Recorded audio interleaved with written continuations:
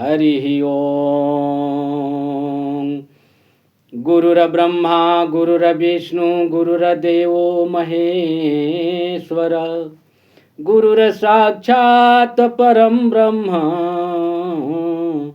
तस्मै श्री गुरवे नमः। वर्णानाम् अर्थसंघानां रसानां छन्दसामपि मंगलानां च कर्तारौ वन्दे वाणी विनायकौ। मूलं धर्मतरोर्विवेकजलधे पूर्णेन्दुमानन्ददम्, वैराग्याम्बुजभास्करं हयघघन ध्वन्तापहं तापहम्। मोहाम्भोधरपुगपाटन विधौ स्वः संभवं शङ्करम्, वन्दे ब्रह्मकुलं कलङ्कशमनं श्रीरामभूपप्रियं। सान्द्रानन्दपयोदशौ भगतनुं पीताम्बरं सुन्दरं, पाणौ बाणशरासनं कटिलसतूणीरभारं वरम्। राजीवायतलोचनं धृतजटाजूटेन संशोभितं, सीतालक्ष्मणसंयुतं पथिगतं श्रीरामाभिरामं भजे। प्रेम से बोलिए श्री सीतारामचंद्र भगवान की जय, राधा कृष्ण चंद्र भगवान की जय, अनंत बलवंत हनुमंत महाराज की जय, गौरी शंकर भगवान की जय, सब देवतन की जय, सब संतन की जय, सब भक्तन की जय। भगवत कृपा से मन में ऐसा उत्साह उत्पन्न हुआ है कि भगवान श्री शिव जी और माता पार्वती जी के पावन विवाह प्रसंग की कथा चल रही है।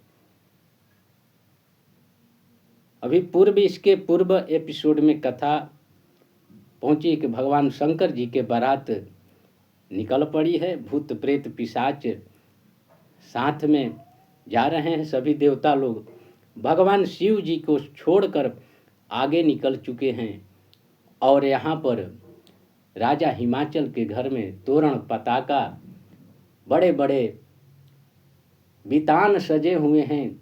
सब नदी तालाब सभी पर्वत राजा हिमाचल के घर में आकर मंगल गीत गा रहे हैं।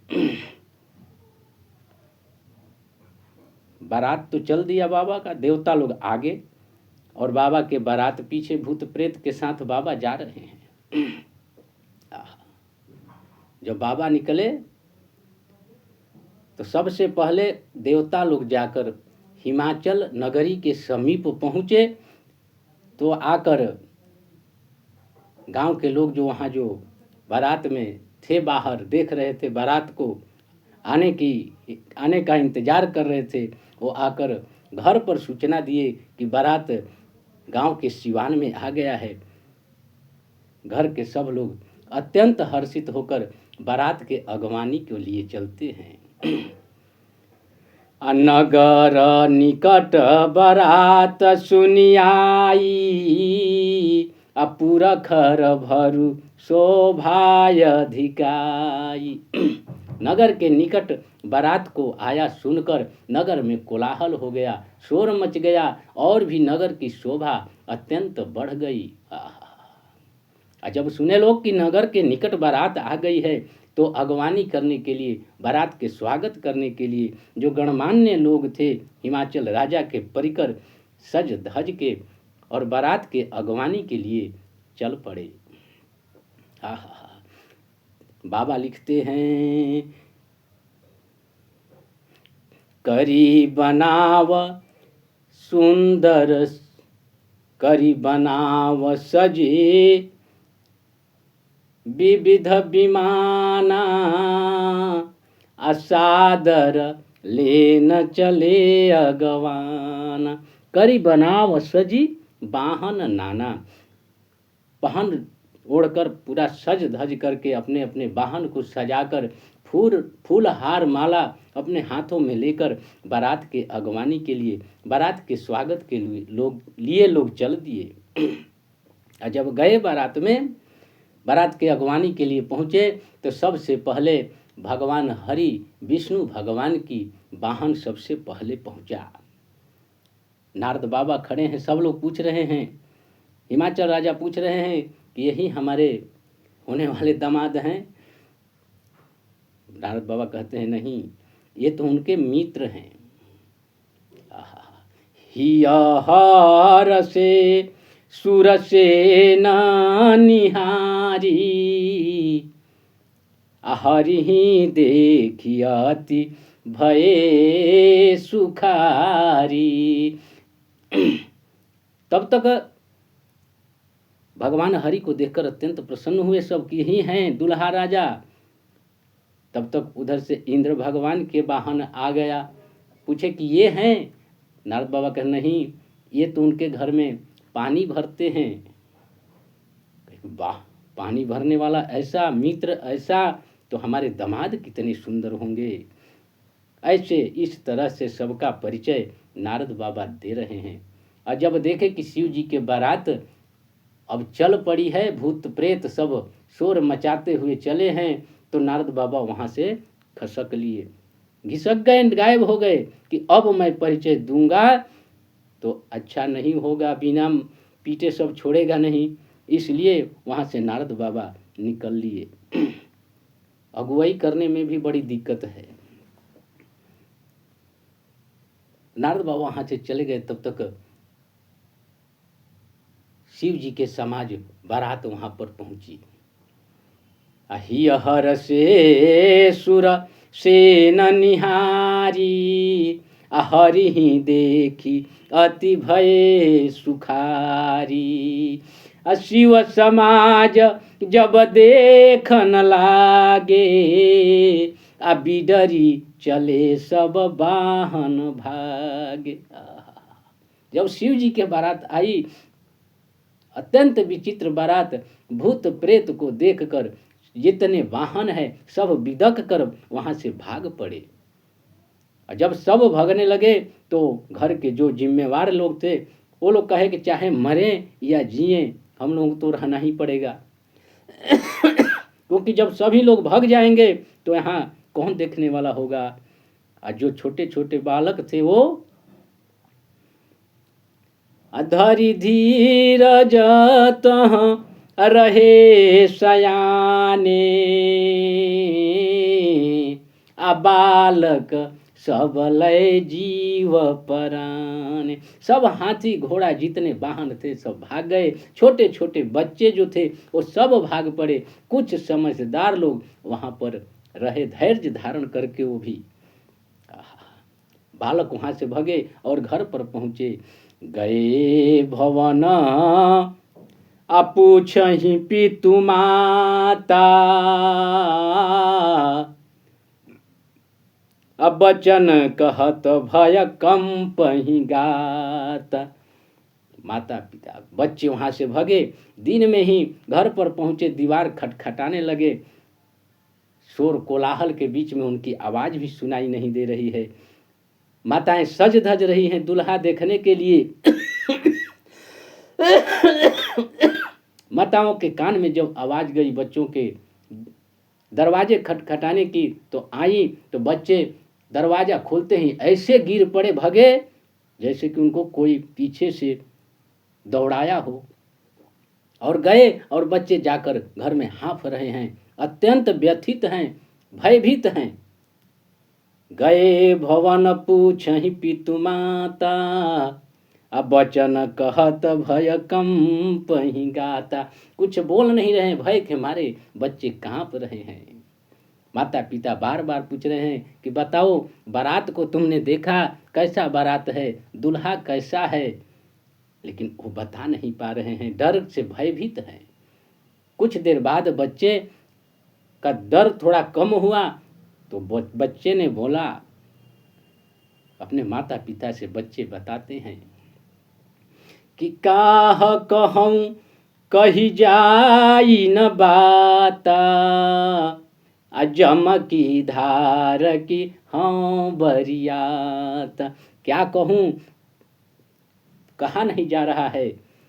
ये बारात है कि जम के धार यानी जमराज की टोली आ गई है। भूत प्रेत निशाचर, ऐसा विचित्र मैंने आज तक बारात नहीं देखा।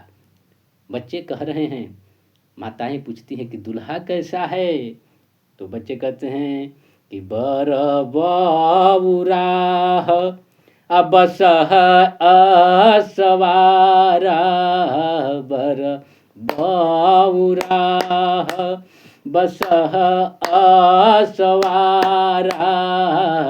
ब्याल कपाल विभूषण छारा, ब्याल कपाल विभूषण छारा।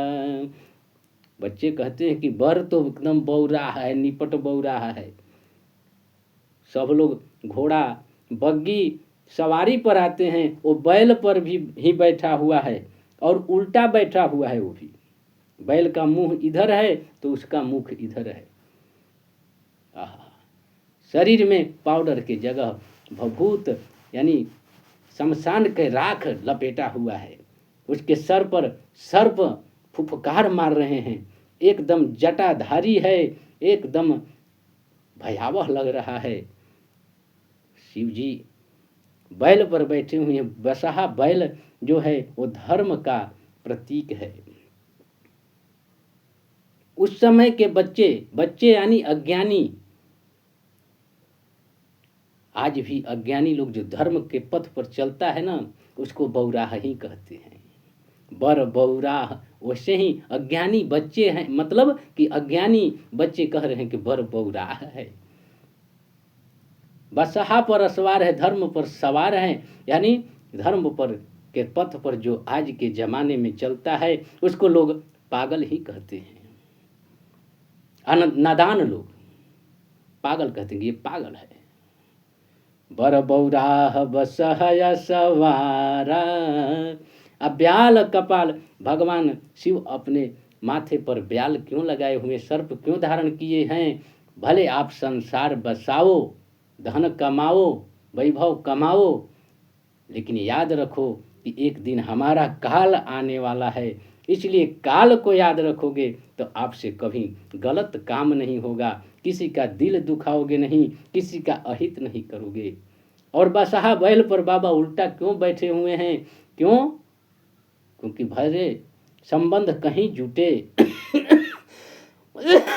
शादी ब्याह करो, लेकिन अपने घर के तरफ ध्यान जरूर दो, ये नहीं कि ससुराल के ही हो जाओ। इसलिए बाबा बैल के अगेंस्ट साइड में यानी विपरीत दिशा में मुख किए हुए हैं, घर की तरफ, अपने कैलाश के तरफ देख रहे हैं।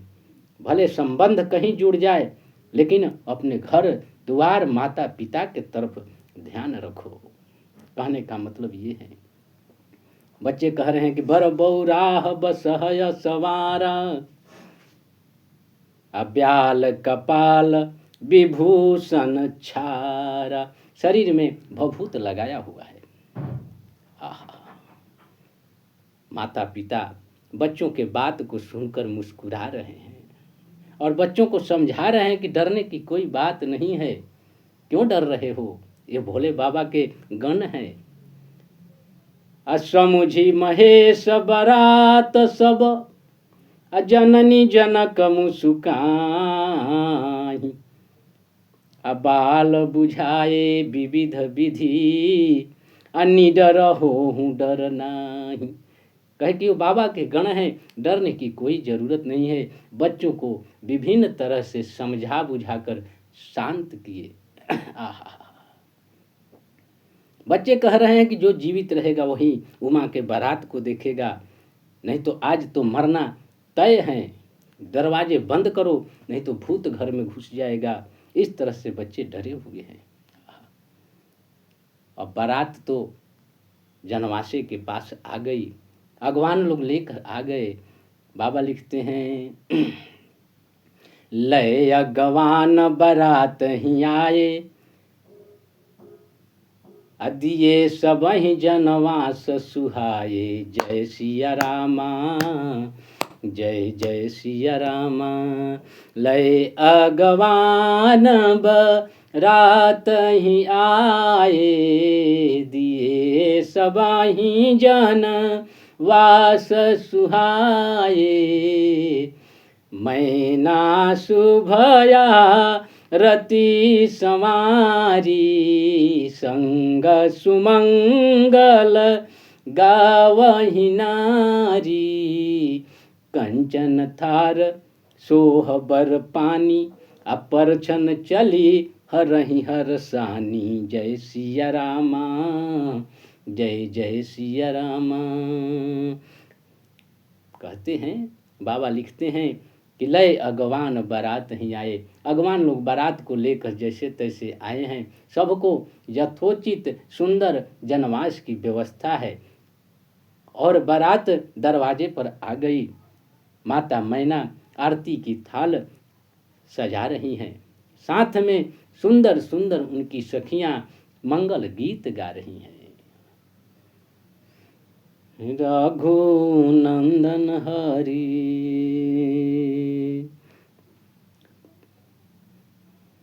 रघुनंदन हरि। मैना शुभया रति समारी, रघुनंदन हरि। अपरिछन चली हरहि हरसानी, रघुनंदन हरि।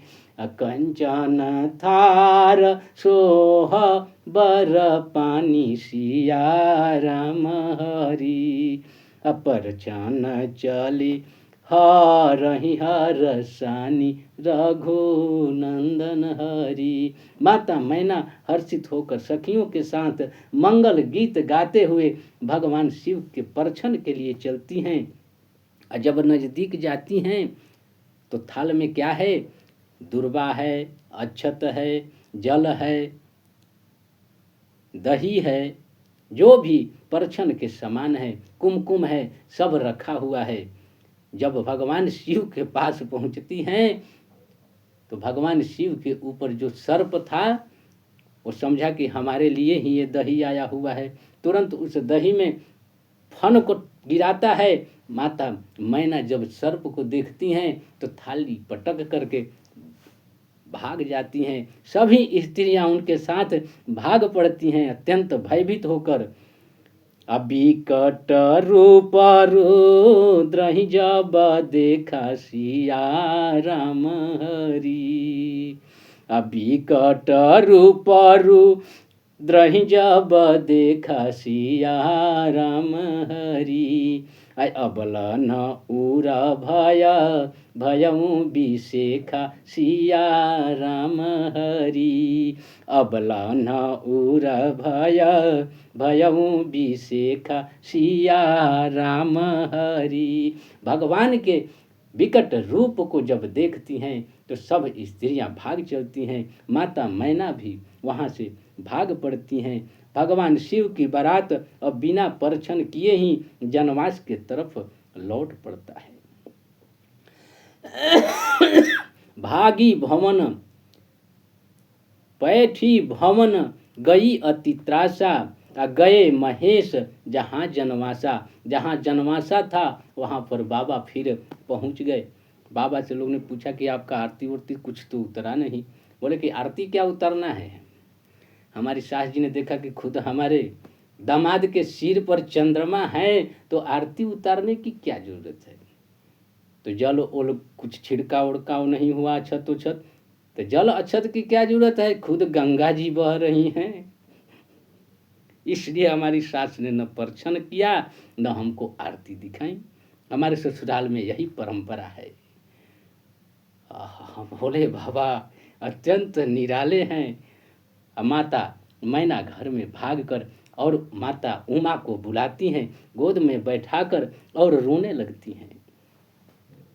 कहती कि जो विधि तुम्हें रूप यश दीन्हा तो बरबा तो बरबा उरकत दीन्हा। यदि विधाता ने तुम्हारा ऐसा स्वरूप बनाया, इतना सुंदर बनाया, तो क्या तुम्हारे लिए ऐसा बौराह वर को बनाया था? और अगुआ के याद आता है नारद बाबा को। कहती हैं माता मैना कि नारद कर मैं काह बिगारा, अबसत मोर घर दीनी उजारा। माता मैना कहती हैं कि आखिर नारद का मैंने क्या बिगाड़ा था कि मेरा बसते हुए घर का उजाड़ कर दिया, सत्यानाश कर दिया। और माता मैना कहती हैं, नारद बाबा को दोष लगाती हैं, कहते हैं साचे हूँ उन्हें के अमोहन दाया,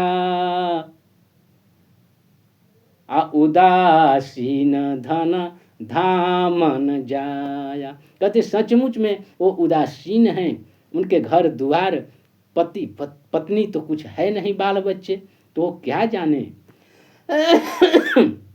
अच उपदेश उमही जिन्ह दीन्हा, अबोरे बरही लागी तप कीन्हा। उन्होंने मेरी बेटी को ऐसा उपदेश दिया कि इस बौराह वर के लिए इन्होंने कठिन तपस्या किया। कहते साँच हूँ उनके मोहन माया, उदासीन धन धामन जाया। अपर घर घालक अलाजन भीरा, अबाझ की जान प्रसव की पीरा। सचमुच में वो दूसरे के घर को बिगाड़ने वाले हैं, उनके बाल बच्चा तो है नहीं, बांझ स्त्री क्या प्रसव की पीड़ा जानेगी। इस तरह से माता मैना नारद बाबा को उलाहना दे देकर रो रही हैं, अत्यंत व्यथित हैं, दुखी हैं। जननी विकल अबिलो की भवानी, बोली जुत विवेक मृदुबानी। माता को अत्यंत व्यथित देखकर माता पार्वती जी माँ से अत्यंत ही विवेकपूर्ण वचन बोलती हैं और कहती हैं कि सिया रामे हो राम, अस विचार जानी सोचहूँ माता सिया रामे हो राम। असो नटरे जो रचई विधाता सिया रामे हो राम। कहते कि अस विचार जनी सोचहूँ माता सिया रामे हो राम। असो नटरे जो रचई विधाता सिया रामे हो राम। अकर्म लिखा जो बाउर नाहू, अतौकत दोष लगाइय काहू।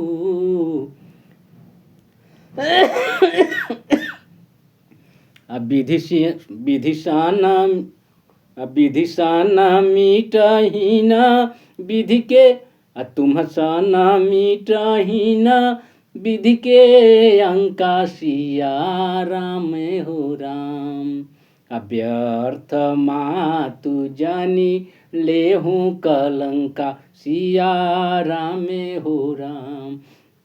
माता पार्वती जी अत्यंत विवेकपूर्ण वचन बोलती हैं, कहती हैं हे माँ ऐसा विचार मत करो, यदि मेरे किस्मत में बौराह वर लिखा हुआ है तो ये विधि की अंक को कोई मिटा नहीं सकता है।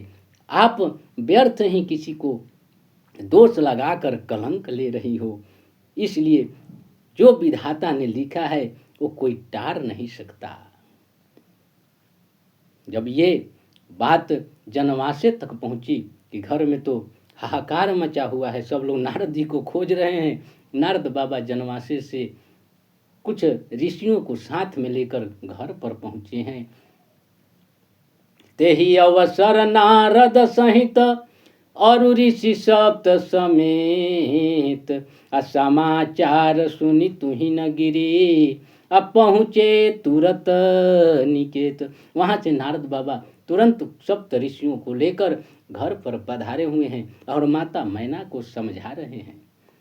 कह रहे हैं कि तब नारद सब ही समुझाए, अपूर्व जन्म कथा प्रसंग सुनाए। नारद बाबा सबको समझा रहे हैं, पार्वती जी के पूर्व जन्म की कथा को सुनाए। और नारद बाबा कह रहे हैं कि मैं ना सुनहु सत्य मम बानी, जगदम्बा तव सुता भवानी। हे मैना, ये आपकी बेटी जो उमा है, भवानी है, ये जगत की अम्बा है, जगत की माता है, जगत की जननी है। अजा अनादि शक्ति अविनाशिनी, अजा अनादि शक्ति अविनाशिनी, सदा शंभु शंभु और धंग निवासिनी। अजा अनादि हैं, ये अजा हैं, अजन्मा हैं, अनादि हैं, अजा अनादि, शक्ति अविनाशिनी, इनका कभी नाश नहीं होता। ये हमेशा भगवान शिव की अर्धांगिनी के रूप में रहती हैं। और बाबा कहते हैं, नारद बाबा, कि जग संभव पालन लयकारिणी, निज इच्छा लीला बपुधारिणी। कहते हैं कि ये जगत को सृजन करने वाली हैं, पालन करने वाली और लय करने वाली हैं। अपने इच्छा से ये अपना शरीर धारण करती हैं। जब इनको लीला करने की इच्छा होती है तब ये शरीर धारण कर लेती हैं। कोई साधारण मत समझो।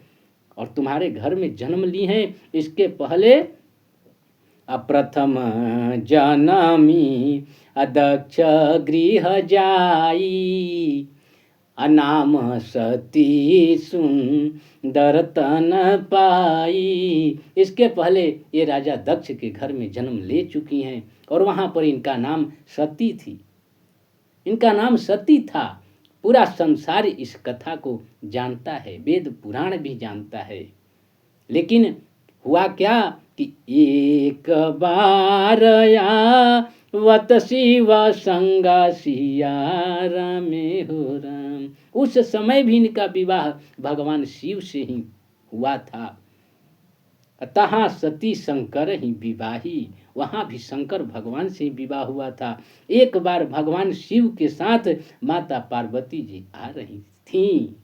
एक बार आवत शिव संगा, देखे रघुकुल कमल पतंगा। एक बार शंकर भगवान के साथ आ रही थी। रघुकुल के भानु सूर्य भगवान राम को इन्होंने देखा और उन पर शक हो गया।